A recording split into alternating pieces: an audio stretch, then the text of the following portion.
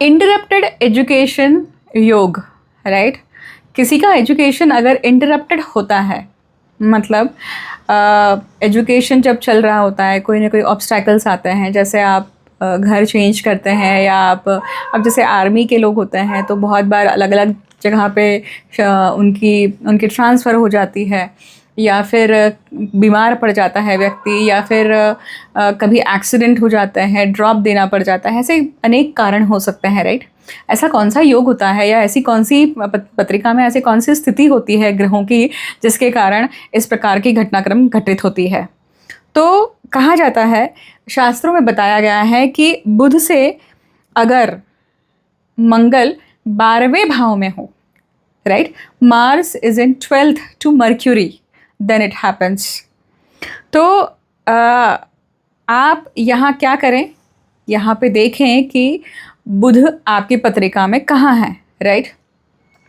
अब मान लीजिए लग्न में अगर आपका बुध है, तो बुध से व्यय स्थान कौन सा हुआ, तो 12वां भाव, तो वहाँ पे अगर मंगल है तो इस प्रकार की घटना।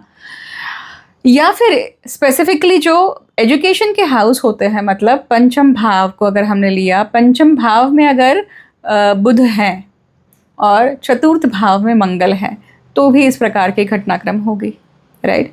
और एजुकेशन में ऑब्स्टैकल्स बनी रहेंगी। इसे मार्जन करने के लिए क्या करना चाहिए, राइट। इसके लिए क्या कोई उपाय किया जा सकता है? तो सबसे पहली बात तो देखिए, यहाँ पे बुध को बहुत स्ट्रॉन्ग किया जा सकता है। जैसे बुध के लिए आप वेंकटेश स्तोत्र का पठन कर सकते हैं। फिर आप गणपति की आराधना कर सकते हैं। गणपति की आराधना, ऐसे गणपति जो उनका ऐसा चित्र जिसमें वो लिख रहे हो, ठीक है, या जब उन्हें लिखने के लिए ऋषि ने बुलाया था, ठीक है, वेदव्यास थे शायद, जहाँ तक मुझे याद है। और गणेश जी ने अपनी एक कंडीशन रखी थी कि अगर जैसे ही तुम रुके मैं उठ के चला जाऊंगा, है ना।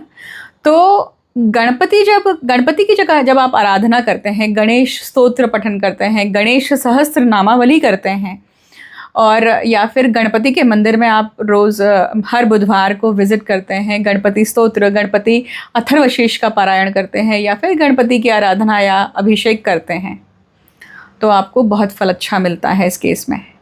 जब भी आप मंदिर जाते हैं तो गणपति को हरी बर्फ़ी चढ़ाइए, ठीक है। पिस्ता की बर्फ़ी भी आप चढ़ा सकते हैं। धन्यवाद। जय माँ कामाख्या।